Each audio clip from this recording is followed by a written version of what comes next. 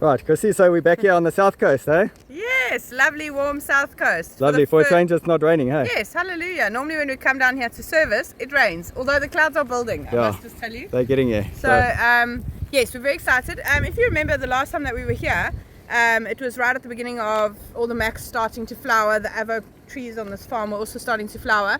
And we've seen a noticeably higher amount of fruit on the trees, but not quite as much as it could be. So what can the farmers do to try and boost the crop yield? I mean, you have a look at these photographs here.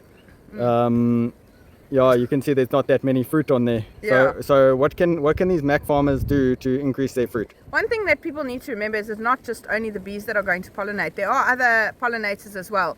And the biggest thing with macadamias is accessibility. So if the bees and the pollinators can't actually reach the flowers, they can't pollinate them. So it's very important that you prune correctly. There are some pruning specialists that you can contact to try and help you with those kinds of things. But you can't just expect the trees to do everything on their own and the bees to do everything on their own. They need lots of light in the different areas of the tree so that the reams of flowers are exposed and that the bees can get in there and actually access them. Okay. So that's very important. And then also making sure that your hives are in a good proximity to your orchard.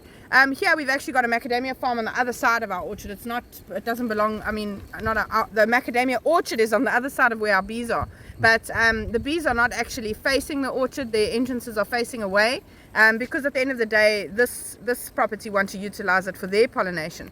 And so their avo trees are full of avos, their macadamia trees are full of nuts, and yet the hives are facing away from this farm, so the nuts are not so great. Yeah, so we've also noticed that on many of the farms, the mac farms here on the south coast, like this one next door here, there haven't been that many hives, have there? No, so one thing people need to remember is that the recommendation for your trees is that from year 4, you should be getting 4 hives per hectare. And every year that your trees get older and older, you should be increasing that number. Is that the recommendation from the beekeepers or from... No, that's from SAMAC. SAMAC okay. recommend 4 hives per hectare. And if you're not going to bring that amount of hives in to pollinate your crop, you can't expect to get a high yield. And would that be more or less this age of the trees? Yeah, so these trees I'd estimate are 4 or 5 years old, very healthy, but you can see the pruning hasn't been done very well on them, so there's very little accessibility in the top areas of the trees. You can see that the main amount of macadamias is actually at the bottom where the reams are exposed, whereas up top there's not enough gaps, and so the nuts are not being pollinated on the top end of the tree. And later on, older, that'll become a problem for the farmer because they won't have, they'll need to prune even harder later on. It's better to do it when the trees are younger. While they're small as they grow along. Exactly. Okay. Right. Anyway, yeah, so we'll actually show you a comparison on the trees that are where the hives are facing towards the trees on this farm, what their yield looks like in comparison. So and it's not like they didn't have flowers, because when we were here a couple of months ago, it was full. The flowers were hanging big time, but I just don't think that they were getting pollinated properly, were they? Remember, this farm extends far down, and these trees create one big barrier. So you actually want to have your hives facing down the lines so that they can access all the trees easily. Okay. So there's a lot of things that people can do, but the main thing is if you're not going to have the right number of hives, you're never going to get the yield that you proper pollination.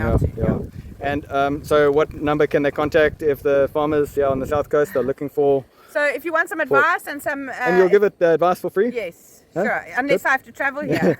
Just pay for the diesel or whatever. You can contact me on this number below for any advice on pollination. And also, we recommend that farmers keep full-time hives on their properties. Why is that? That way you can monitor how well your hives are doing, and also that way when your flowers first start pushing, your bees are on there. You're not waiting till there's a mass amount of flowers, then you bring the pollination units in. You're losing that little bit of time where there could be but now what about, if they have hives full-time on their farm, they don't know anything about bees, so what do they do to manage them? So we'll manage it for you. We'll help you grow your numbers naturally, and that way you've got a guarantee that you will have hives. Year after year, every single year, the demand for hives is becoming more and more, and unfortunately we can't always meet that demand. So the farmers need to start looking after their own pollination needs, and the only way to do that is to have their own hives. At least they've got something. Say you must have hives, but they must be healthy hives. It doesn't help you just keep hives here and you never look after them, you never maintain them.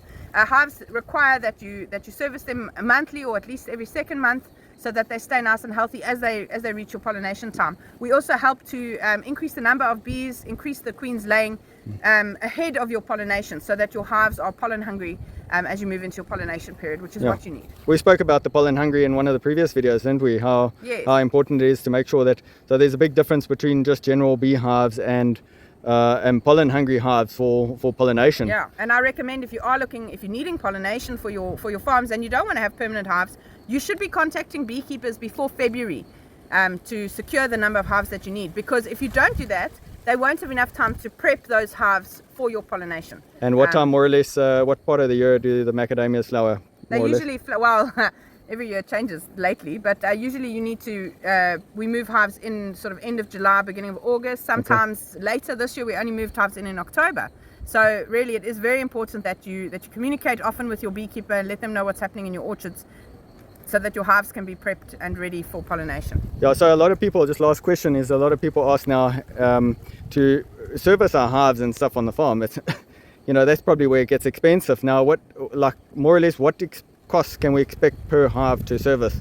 Just plus minus. So it starts from as little as 145 Rand per hive. Oh, well, that's nothing. Yeah. There is a call-out fee. If you've got less than 10 hives, then you'll need to pay a call-out fee as well. But usually we try and group it with a service in your area. So we already manage hives on the south coast. So if you're happy for us to come when we've serviced the others, we can sort that out for you all in one go. Same time. Everyone's and most farms start. If you've got 10 hectares of max, which is not a lot of macadamias, you need 40 hives. Yeah. So, you need to be starting with at least between 20 and 40 hives and build your numbers naturally. And you can help them build the numbers quite easily without being a massive capital outlay by catching swarms. And at least that way, the hives belong to you, the honey belongs to you, and you've at least got something to show for that money that you're paying out, rather than when you pay for pollination, that money's gone and you never see it again. So the honey, if they get stuck with an excessive amount, would you be prepared to buy some back? Yeah, so we buy honey back from you at whatever the market-related price is at the time. And you can choose to either sell it to us or to just keep your honey yourself, gift it or sell it yourself. We've got some farmers who have little farm stalls on their properties. They sell their own honey. Okay. So there's lots of options, but at least then you've got something to show for the money that you've paid. Fantastic. Okay. Good. Contact us if you want us to try and help you to do that on your farm, to keep permanent hives and to create a good area for pollinators in general on your farm. Subscribe to our channel if you'd like to learn more about bees and how we keep bees here in Africa.